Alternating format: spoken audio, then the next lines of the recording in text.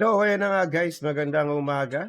Ay hapon na pala tayo nagbabalik sa ating last game of the day para sa ating semifinals between Co-Blaster plus 4 versus Omsim Gaming. And dito natin malalaman kung sino ang makakalaban ng TSY sa Grand Finals bukas sa High Grounds Cafe. And medyo nag-static nga yung camera ko dito. Ano nangyari? Sandali lang.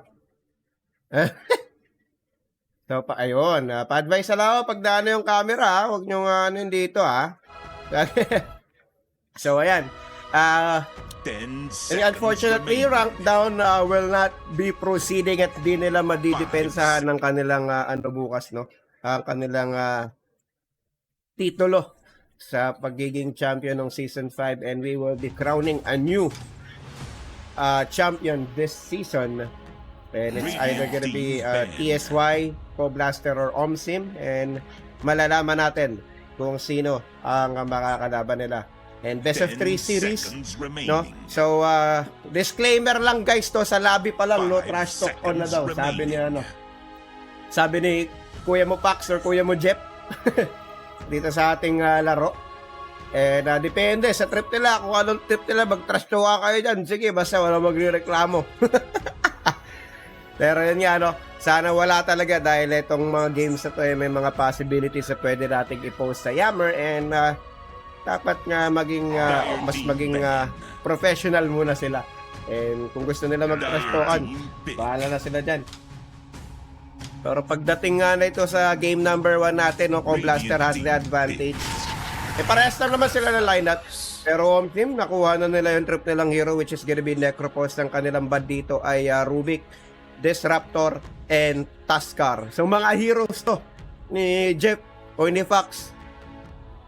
Mukhang early disable nga nila sa mga bands. Itong Co-Blaster dun sa kanilang Phosphor. While sa Co-Blaster naman, ang band nila is LD, Raking, Muerta, and SB. Mga heroes din ng Omsim. So basa na nga o napanood nga nila yung mga problema sa buhay na nakaharap nung kanilang mga nakalaban for the past few games, and Grimstroke ang kanilang magiging first pick dito, which is still a meta heroes. And maganda ang mga nakukuha nila dahil yun nga, kahit naban nga yung mga trip nila rito, ayun nang nakakuha pa rin sila ng mga heroes sa trip nila. Ay, wait lang, andito pala si Jason. Buti nabasa ko kagad, sandali. Bukasan tayo ng Discord. So, hello? Ayun na. Wait lang, tingnan nga natin kung kasali ka, kung naririnig ka dito, pre. Tingnan natin sa desktop audio. Salita ka nga. Hello. Mic test. Ayan, okay na. So, naririnig ka. Sinigurado na. para hindi na Sir Joel, baka na global silent na naman tayo. magbuka na naman tayong ewan dito. So, nakikita mo ba? Mag-i-stream ako, no, sa Discord para kita mo live. Hindi, okay na. Naka-broadcast ako. Nandun ako sa lobby, nakaabot ako sa loob. Ay, nakaabot ka ba sa loob? Sige. Nasa loob ako. So, ayan. Real time suntukan. Real time, wala tayong stream dito. Sir. Sa Discord. Ayun nga. Yan. Kita mo naman nga, Jason, sis, mas maalam ka sa akin dahil ikaw nga yung lagi naglalaro. Anong masasabi mo sa mga first 2 picks ng dalawang koponan? May tama sa first 3 bands dito ng Omsim, mga hero to ni Pax. Puro si Pax ang focus nila dito kasi si Pax yung kilalang parang nila anchor ng Co-Blaster. Kung nasan si Pax, doon umiikot yung buong team ng Co-Blaster. Samantala sa Omsim, nag-pick sila ng Spectre. Pero tingin ko medyo contradicting yung tempo ng Omsim dito kasi may Spectre sila tsaka Necropos. So parehas farm dependent to pero yung Necropos kasi kung mabibigyan mo ng magandang laning pace is tingin ko okay lang naman, which is katulad nung nangyari kanina sa laban ng Rank Down tsaka TSY. Ang nangyari is maganda yung laning ng Necro pero hindi nila napanindigan sa gitna hanggang sa dulo kaya nag-collapse yung Necro. So ang kailangan gawin ng Co-Blaster dito is bigyan nila ng hectic na lane yung Necropos pati yung Spectre para hindi sila magkaroon ng opening na mag-snowball. At ayun yung ginagawa ng Co-Blaster ngayon in terms of drafting, no? Meron silang Nature's Prophet at True Master. So, more likely si Pax tong Nature's Prophet. So, kilala natin si Pax na very active position 4. sa Co-Blaster. At the same time, meron silang Brewmaster. So, wherein si Brewmaster, siya yung magbibigay ng hard time. And akong ka-pick for Co-Blaster. So, kompleto na. Ako, busy boy na naman yung mga mga core ng dito, Co-Blaster, Sir Mel. Yung nga, pero ano ba sa tingin mo tong Necro? Postre o mid lane? Tingin ko postre to, Postre to. Hindi pwedeng maging postman to kasi babagal yung tempo nila. More likely kasi sa patch ngayon, hindi ka pwede magkaroon ng passive na mid lane eh. Pero pwede pa nila switch up to kasi considering na kung kayong mid, so pwedeng lumamang dito si Necro pagdating sa laning and scaling. So more likely, pwedeng maging mid, pero I doubt na gagawin nilang mid to, or unless gusto nilang i-abuse yung ang pinaka-delikado kasi dito sa magiging pick ng Omsim Sir Mel is wala pa kasi position 1 core yung Co-Blaster. So kung mauna yung Co-Blaster mag-pick ng core, which is sila yung second to the last pick, is pwede nila i-switch up itong Necropos. Pero confident ako na offlane to. So, gaya nga na sabi mo, dapat maano nila rito yung farm, di ba? Farming game ng Spectre at Necropos. And kapag nasa gitna nga itong Necro, alam naman natin yung SS niya napakatagal mag-cooldown. And kailangan ng Spectre dito ng medyo fast tempo nga na mid lane, kagaya ng mga Storm Spirit. O ano kaya? Ayan na. Beastmaster. Beastmaster. So they switch up the Necropos into mid lane. Mid lane. So initially dapat offlane nila to, pero dahil they have to switch things up dahil lamang naman sila sa patch up pagdating sa area na to. So it will be Necropos mid lane. So ang kailangan na lang ng Co-Blaster is something na pwede mambully sa Beastmaster. Probably an Ursa, pero ban ng Ursa. So hindi na nila i-option yung Ursa dahil ban naman. So pag mataas na level ng Heartstopper itong Necropos, mangangaray itong Kungka dahil dun sa SDR niya. Ang kailangan lang ng Kungka ng Necropos dito para mabuhay sa mid lane is pure armor lang talaga. Armor and HP. So magkakalaman. So it's between Brian and and sino ba mid lane ng Omsim dito? Ang Kungka to. Ay, Omsim pala. Necropos, pero Beastmaster, pwede rin naman to igitna. Kung pero to nila. Usually, gusto nila bigyan ng hard time yung Kungka dito para hindi ma-enable yung Kungka sa active laning. Ang problema dito ng Omsim, masyado silang late dependent dahil may Spectre sila eh. Oo. And especially yung rin. Pero good thing meron sila ditong Lion na pagka dating ng late game, yung fingers hindi na magkaanong sa cooldown. And not to mention, yung Spectre din is yung shadow step niya, masyado na mabilis yung cooldown compare dun sa dati niyang ulti. So maganda rin yung yung early mid tempo dito ng Omsim. And Co-Blaster answered with a Phantom Assassin pick. So i-relay na lang talaga nila sa late game yung nila. Pero depende rin kung may snowball nila tong Co-Blaster, may snowball ng Co-Blaster tong lineup nila. Tingin ko may chance na ma-shutdown nila yung Omsim, pero ang kailangan na mabantayan ng Co-Blaster dito sa Omsim, they have a Beastmaster pick and at the same time a Undying pick. So masyadong masakit yung nila, yung AoE team fight nila, area of control team fight nila. So what Omsim has to capitalize here is yung mga timings ng spells nila. Kasi hindi nila pwedeng hayaan farming game lang to, given na merong Brewmaster, meron ting Kungka. Saka rito yung maganda rito sa Co-Blaster para sa akin is yung Nature's Prophet pick talaga. Especially sa early game, ang malalambot pa rin naman tong mga to, especially yung Lion, ang daling pitasin neto. So kailangan ng Co-Blaster dito by early to mid game sila yung mag-control ng laro, mag-control ng map. At saka para hindi rin syempre mabigyan ng space itong si Spec para makapag-farm. And also, alam naman natin, gaya nga nasabi natin kanina, yung cooldown ng ni Spectre, ni Necropos, yung kanyang Reaper Sight, sobrang tagal nga sa simula. Pero hindi lang naman dun magde-depend pa rin syempre yung magiging takbo ng game, and nasa execution pa rin naman yan. Pero mas gusto ko pa rin siguro dito sa teamfight yung lineup ng Co-Blaster because of the Brewmaster. And I think offlane na Brew. Offlane Brew. And at the same time, it can give a hard time against the Spectre pick nung Omsim. And yung Brewmaster kasi hindi naman ganun karaming item yung kailangan niyan, pero mas madaming item mas okay kasi mababraso niya yung mga supports ng Omsim. Pero tinan mo ginagawa dito na Jeff, oh. Early words kagad. Ayun, early words kagad. So pakilala muna natin guys ang Co-Blaster sa side ng Radiant. Fox gagamit na Nature's Prophet. Kung ka naman dito para kay Brian and Grimstroke. Para kay sino ba to? Basta si Co-Blaster. Brewmaster naman dito si Jules Q. Phantom Assassin naman para kay Gat. And Omsim, pakilala mo para yung Jason. Okay, sa Lion si March, on the Lion si Kev, on the Beastmaster si Jar, on the Undying, and si Janjan on the Necropos, and si Aquila X on the Spectre Peak. So magiging nagkakaambahan ng konti dito yung Omsim saka Co-Blaster, and na-broke yung smoke ng Omsim doon, pero ano sila doon, napahinto sila doon, and they decided to fall back dahil ayaw nila ng first blood shenanigans. Eh, nakuha nga yung observer dito sa may mid lane. Kita mo ba camera ko, pre? Or ikaw yung nagka-camera? Ay, actually... Nagka-camera ka sarili mo? Sarili ka. Okay. All good. Di ko na set up eh. Di ko rin alam paano eh. Okay lang sir. Okay lang. No problem. So, ayan nga, no? Meron mga nagko-comment dito. Pwede ba kami mag-guest dyan, Charot? Tatampo talaga kami kay Sir Mel. Tapos may Filipino caster kanina. Di man lang nakas ng idol na caster. Bakit tayo magkakas? May anak tayo eh. Wala eh. Na-dragon eh. Sensya na Lord, di natin na-hype yung caster nyo. Dinurog nyo naman kasi.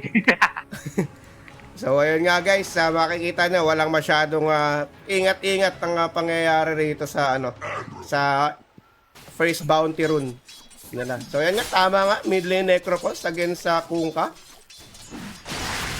So kailangan ba tayong mid lane matchup ni Brian dito is yung yung pag-control ng creep wave. Especially hindi niya pwedeng hayaan si Janjan na mag-take over pagdating sa number of CS count. Especially yung yung Heartstopper aura. Sobrang niyan. Sobrang valuable niyan against Kunkka. So early levels for Janjan sa mid lane. And samantala sa ibang lane naman, tingin ko pinaka-notable dito Sir Mel para sa akin is yung bottom lane eh. Kasi considering na mahirap yung lane ni Gat dito, given na Beastmaster to, and meron siyang cover ng Lion. And pero meron din namang Inkswell mamaya na aasahan tong PA. So pwede silang mag-early go dito sa Lion or even sa Beastmaster kung kaya. Pero kailangan nila dalhin si Pac dito para ma-bring down yung yung Beastmaster. Tsaka easy access naman dito si Pax pagdating sa mga ganyang bagay. Dahil kaya din siguro naglagay sila ng beast ng Nature's Prophet para mag-secure ng early advantage sa mga lanes. Which is, ang kailangan din ba tayo ng Omsim is yung yung positioning nila. Hindi nila pwede ilagay yung mga sarili nila sa posisyon na wala silang TP rotation na gawin para mag-respond dun sa aggression ng Nature's Prophet. Saka ang sa akin dito pagka naiiwan ni Pax itong si Julius sa Brewmaster, mas makakakuha siya ng level. And just like what you said kanina, hindi naman kailangan ng Brewmaster ng items. And pag meron, mas maganda. Ang pinaka-importante kasi dito sa Brewmaster for me is the experience eh. Mas mataas na level ng Brewmaster, mas mataas level ng Primal Split. And also, pag halimbawa, for example, ang Omsim dito against the Brewmaster is talagang mangangalantutay ka dito sa mga chichichibits ng Brewmaster. Kaya, ang kailangan din iset dito ng Omsim is yung tempo nila, the way that they want to approach the game in terms of aggression, farm, and push.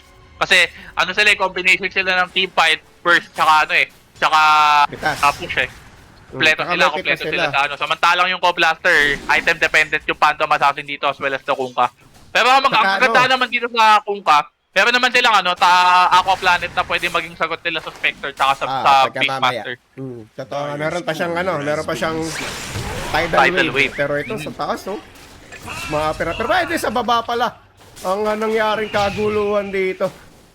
Nabigyan si ayun yung sinasabi natin early rotation presence si Pac. So importante yun para ma-enable si Gat to secure a laning advantage sa bottom lane. So good rotation from Pac. So early 2 kills for Gat. So magandang magandang simula, no? Magandang simula. Early power threat for him. Daming magandang stepping stone. Naiwan nga si Jules sa taas at hindi siya namatay doon, no? Hindi na take advantage dito ng Omsim. Pansin mo, Sir Mel, yung top lane creep wave doon, masyadong angat yung creep doon.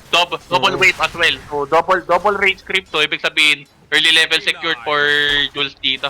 Jules Q. Jules Q. Pero sa mid lane, si Brian medyo hindi nagiging okay. Medyo lang naman. Siyempre, alam naman natin na Necropos yan. Pero at least... Necro game, necro favor talaga lahat ng melee matchup, especially yung mga walang pang magic pero na yun, si magic Pax burst. na naman. Well, bottom lane, no?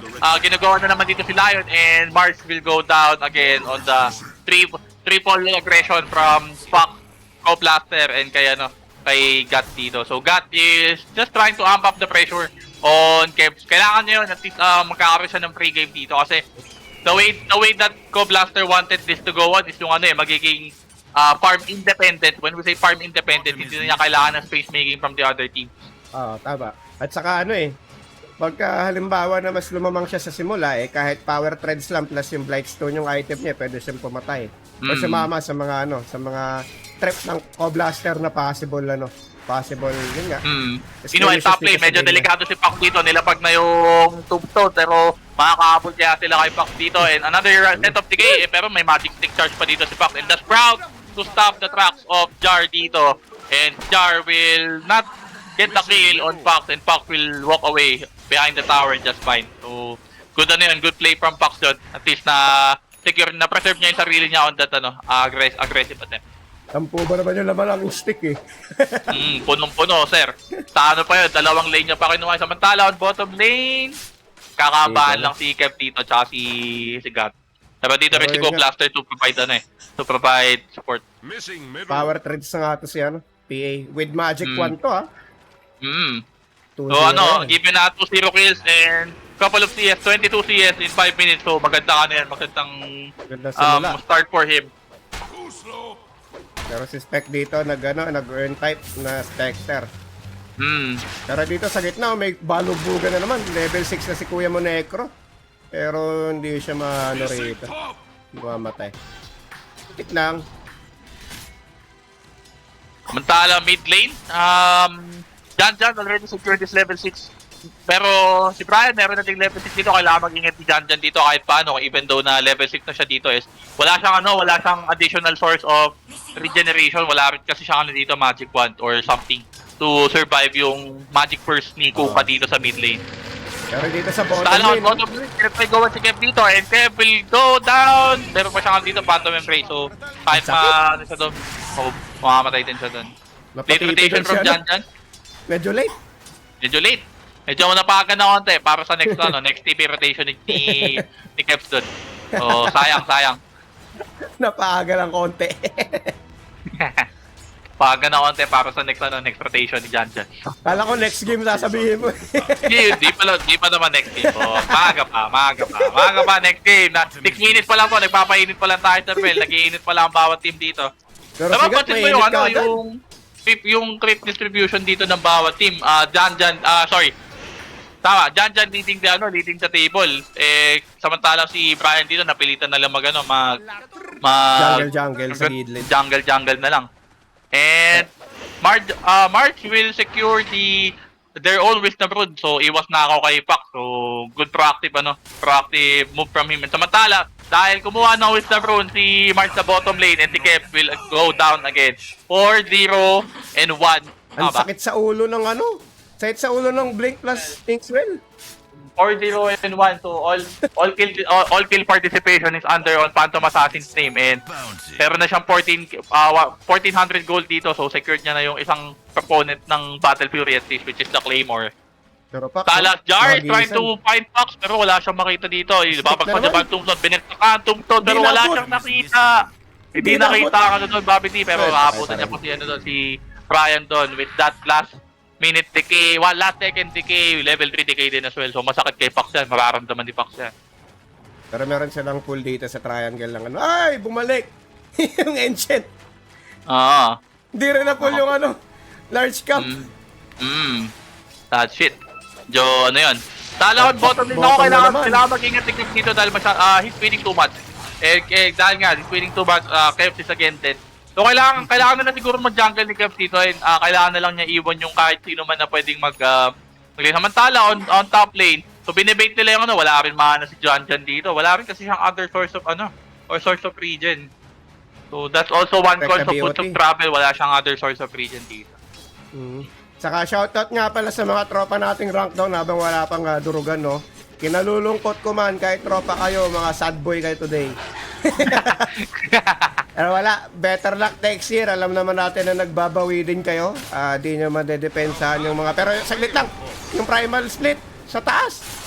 Primal split sa taas, hindi Aquila X is masyado malalim. It's being gone through by Kunkka, both Kunkka and Primal, Brewmaster. And, nakapag-touch pa, pero never mind, he fed the kill on, namatay siya sa creep. So, both Jules Q and Brian will get the kill for them for that effort. So, na-reward na naman sila kahit paano. Saka nakakuha ng experience si Pax dun sa mid lane kahit pa paano. Correct. So, bigyan natin po pala. So, tuloy na po ang grand finals natin sa High Grounds Tomas Morato bukas. By Boss Noah. Thank you, Boss Noah, for making that possible, and also the Tikas Cognizant community for our grand finals bukas. Nako, malamig-lamig sa High Grounds ang grand finals natin bukas, Sir Mel. Pero di ako dun pupunta. Dito ako sa bahay. Ako po. Sabi nga ni Jules, sagot niya daw yung PC ko. Doon ako mag-cast. Bahala ka dyan. Mahirap yun. Hirap yun. So, tingnan natin kung kailangan pa ba ng caster sa tenders doon, Sir Mel. Kasi mukhang, naman ng, Alin. Mukhang kailangan lang natin i-broadcast. Kahit broadcast lang. Nasa atin naman na ito na naman, oh. Ginagawa na naman si Jar dito. And Phantom Assassin. Ang sakit! Sakit. Pero dito si Janjan. Pero I don't think Janjan could even do something here. And the Phantom Embrace. Nako, Jan, kailangan mo mag-iingat dito. Andiyan si Spock. Hindi mo pwede titin. Samantala dito rin si Spectre trying to go. Battle kill for Phantom Assassin. Phantom Assassin is dead. Pero Janjan is also dead on the hands of Fox and Aquila X trying to run. Ako, mukhang hindi rin siya makakatakbo dito, sir. Pero dito rin si Mars trying to slow down si Brian dito. Just trying to get a rebuttal kill at least. Pero what a good start. Makakakuha pa siya ng return kill dito. And Aquila X will get a kill and will try to run. Pero never mind. He will be brought down on the Tidebringer for Brian dito. Naku, sayang. Good play na sana yun. Pero still not enough for team to exchange that many compared sa Co-Blaster. And Co-Blaster, Fox managed to get the kill on Janjan, so medyo isolated si Janjan doon dahil wala pa siyang masyadong stat item dito. He's trying to go for Regents, and first item niya kasi travel dito. So kung first item niya yung travel, vulnerable siya masyado sa mga team fights. Kaya maaga siya napatay doon. Pero si Kuya mo Brewmaster, meron na nga rin dito Maidas then Regents. Kanya magiging so going for Regents. Nako, ito yung walang sagot ng home team. Kahit meron silang pan-check doon sa Kunkka at saka sa PA, ito ang wala silang sagot.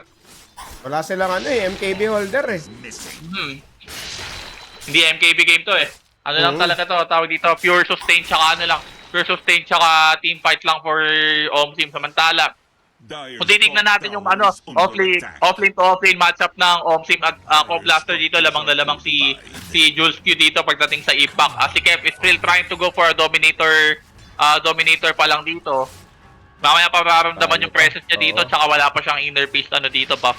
So hindi rin nila na-hit yung time nila with the Beastmaster considering na they have to go for an early tower push dahil nandito rin yung aerial support nila, which is si Kuya mo Jeff aka Pac sa bottom lane. Hindi ngayon lang nabawasan yung tower dito sa bottom lane. Baka hindi nila na-hit yung proper yung proper Beastmaster timing nila sa laro natin na to. So ang malaking problem ng Omsin dito is paano sila mag-i-scale sa side ng Co-Blaster dito. Kaya ang nag-i-step up lang dito in terms of eco game is si Necropos pa lang.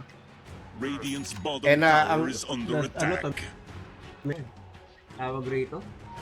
Bottom lane. They're trying to go for the bottom lane and TP is going in pero may nakita silang kill dito. Si Brian is isolated and 4 heroes. Isolated the 4 heroes of team, and there's the Soulbind and also the Phantom Embrace, and Janjan will go down. Kev is about to go down as well, and Aquila X is trying to get a return kill on Fox, pero Fox will go down. Double kill on Aquila X, but also his two teammates is also dead, and si Jar is almost dead as well. Nako po, 4-4-2 exchange on the side of Co-Blaster dito. Napakasakit. Ang sakit nakakuha sila ng decent kill daw with Brian going down on the case first, pero wala silang sagot dun sa ibang heroes. And not to mention the beautiful Soulbind also of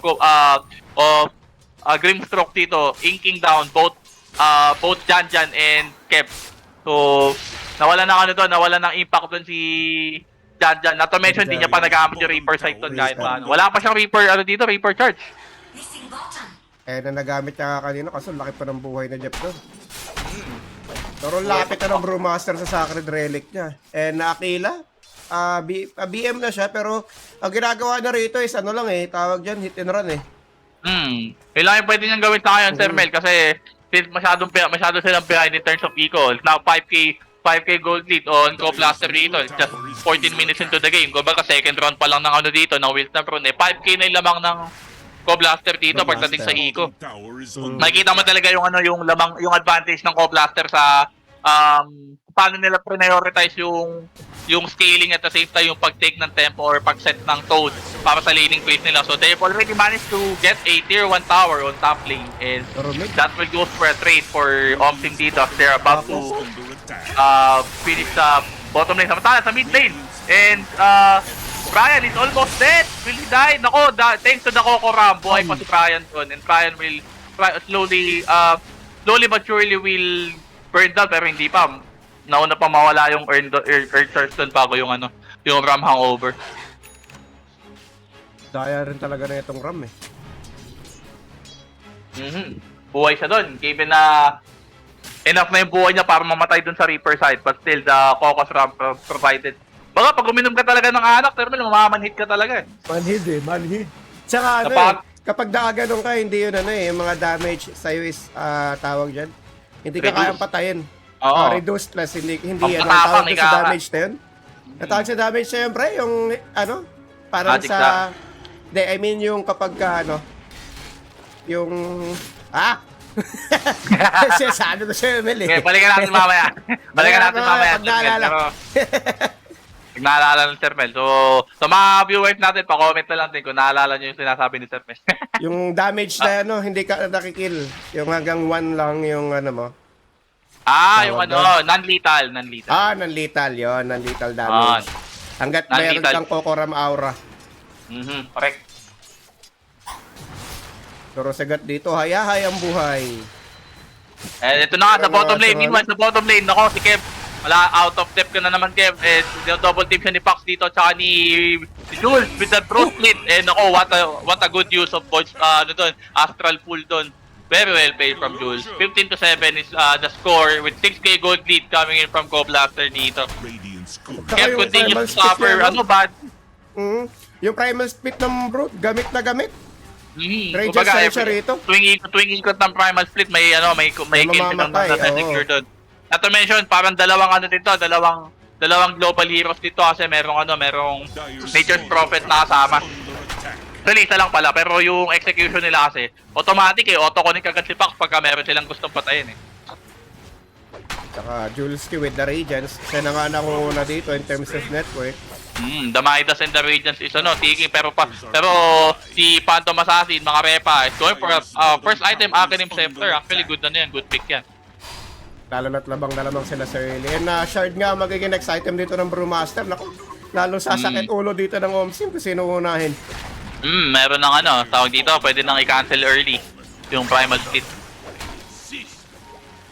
So, Omsim lost 2 of their tier 1 towers and they're trying to make a move pero hindi ako sure kung ang gusto ba nilang target na mahuli dito ay si Pax pero nakita nila si Julesky dito. Pero wala silang vision dito. Wala silang vision. Jungle ng Co-Blaster dito, all they wanted. Pero hindi nilang gustong target na mahuli ay si Pax. Ako po, sa lahat ng target na mahuli mo, si Pax pa talaga. And there's the... Ako, 2 ultimates have been used. Pero ako na yun, nakilis na kill. At least, both heroes of Omsim benefited for that charge. 2 stacks of Finger of Death for Lion and 1 stack for Reaper side. Sabi, Omsim, pro ka pala ito. Sa Buganos mo. Finger plus Reaper. Sorry, Jeff, di namin ginusto yung nangyari sa'yo. Pero at least nakakuha ng charges naman both yung Omsim. Kailangan nila yan. Pero still, pa rin, ganun pa rin yung takbo na laro for the next few. Ang kailangan talaga ng Omsim dito is full scale team fight talaga para makapag-swing sa kanila. Pero dahil 2 ultimates are down on the side of Omsim. And ako, na-extra dito si Jan, the boat has been lost. And ako, nag-proceed pa ka. And the Phantom Embrace is now securing the life of Jan. And Jan is about to go down. The Soul Bite has been used. Nandito na rin si Kat. And Jar will go down as well as Marge. Ganda ng pagkakasprout ni Pac doon. And si Kev, di pa nila mapatay yung ano doon, yung final war, finally Ayan thrown na. out. Pero never mind, he has been X. And onti na lang, mamamatay na siya. And Jules Q will get the kill. 4 nothing exchange. Coming in from Go Blaster. Ang ganda na pagkakasprout ni Pac doon. Pinatay nyo ako kanina. Ito ang sprout para sa inyo. Ito ang malunggay para sa inyo. Mighty malunggay. Ubos. At made the job done. Na-choke pa rin sila doon. Si Marge doon, pati si Kev on that sprout attempt. So nicely done for Go Huli sila Blaster. eh. So Dire's top tower is under inabuse nila yung lack of ultimate for Omsim doon. Actually kasi yung ultimate din kasi ng Omsim puro single target lang kung mapapansin natin. Hindi rin siya totoo. ganun ka-effective lalo pagka you're lagging into levels. Hindi siya ganun ka-effective. gold from Saka ang So ang kailangan team talaga fight ng lang. dito ng Omsim dito is key pick off lang talaga. Hindi sila pwede sa full scale 5-on-5, hindi pa nila kaya. Saka, yung roar din. Single target, yung gilid-gilid lang yung damay. Pero sa madaling sabi, single target pa rin naman yung stun yan eh. Oo. Kaya isa lang ang ano diyan, isa lang ang mag-cooldown diyan, i-abuse ng Co-Blaster yan. At yun yung ginawa nila nung laban na yun with Co-Blaster choking the 4 heroes of Omsim, and ayun, next-suffer ng malala yung Omsim doon. Kailangan na lang nila gawin is kailangan pa nila mag-farm ng marami pang item. Even though na hindi nila mahahabol in terms of speedy recovery yung Pro Blaster. Still, kahit kumuha lang sila ng notable items lang. Speaking of notable items, si Marge is... Naku, na-X pa si Marge dito. Kaso napindot agad. Pindot agad yung X. Hindi ko malaman dahilan. Si Ryo And Keyboard naku, na naman yun. try to go for for Grimstroke, pero na-X pa. Na-X pa dito siya kanina. Tinamaan pa ng Torres Root. Ako, mukhang mapatay si Brian dito. Ako, pinundur na. Inano pa din yung first pa. Never mind, namatay na si Brian doon. And the cat is already here, pero dito rin si Fox. Fox trying to pummel down the life of Yun Necrophone. na. 3-4-1 Sakit yung exchange. primal split. Nagtudugo masyado yung dito, Sir Mel, yung Omsim dito with that aggression coming in from Co-Blaster. At saka Even though pati nagkakamali nung na execution si Brian doon, still worth it yun. 2 core at isang support ang kapalit. Nakuha Tala nila on top rito. lane si Kev is just trying to farm. Pero good. Nicely executed yun coming in from Co-Blaster dito. And so, for sure, happy na naman ang mga ni Sir Jeff dito. Sa Kanya mga performance na Alipores. pinapakita ng Co-Blaster. is under Happy ang mga Alipores si Jeff. Pero dito sa top, nakuha ka Pag naglalaro si Jeff, may cheering squad eh. So hello po sa mga handle po ni Sir Jeff. Dire's Yung top tower is Beshi under Waps, yung attack. Brewmaster, ang kati. Ati, Ang taas Eh. yung level ni Brewmaster. And 1 level na lang activation pa siya. 80 na oh. Sobra, ito nga, nagagap na nga sila. Naiiwan na sila Yung pagdating sa Silverado. resources. So nagdudugo Level masyado sila. yung dito, Sir Mel, yung Omsim.